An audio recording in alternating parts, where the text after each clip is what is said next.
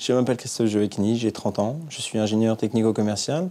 Je travaille dans un grand groupe qui s'occupe d'installations électriques. Mon métier consiste principalement dans la gestion de grands projets électriques. Donc ça commence par la négociation commerciale.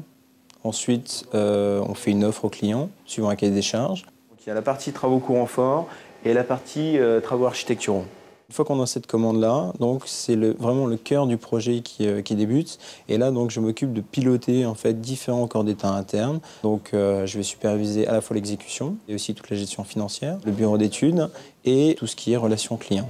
On va peut-être avoir un problème sur les armoires gradables où on a mélangé le switch non existant et le switch existant. Regardez si on peut pas ramener deux armoires. Les exemples d'installation électrique, c'est par exemple des bureaux, ça peut être tout ce qui est éclairage et tout ce qui est prise de courant. Mais sinon, derrière, il y a tout ce qui est aspect câblage, qui est une partie assez complexe. Est-ce qu'on garde 3 départs ou, suivant le repérage, est-ce qu'on a un seul départ pour chaque escalator? Il y a 2 départs existants. Le chef de chantier me fait régulièrement une remontée d'informations des différents problèmes qu'il y a sur le site pour que je puisse, moi, les synthétiser puisque je connais tous les tenants et les aboutissants du projet. Ce qui me permet d'être un peu le chef d'orchestre du projet. Bon, donc du coup, on en est où au niveau des passages des câbles de l'extraction et du soufflage? Tout ça c'est tiré. Le seul problème que j'ai, c'est là avec les CR1, parce que j'ai un problème de passage de câbles.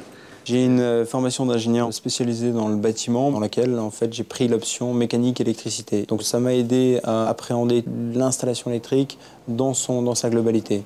Et puis de comprendre effectivement tout le langage technique.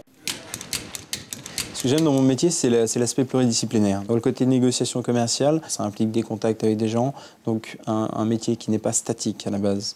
Ensuite, il y a tout ce qui est aspect technique, qui permet de garder le contact avec sa formation d'ingénieur.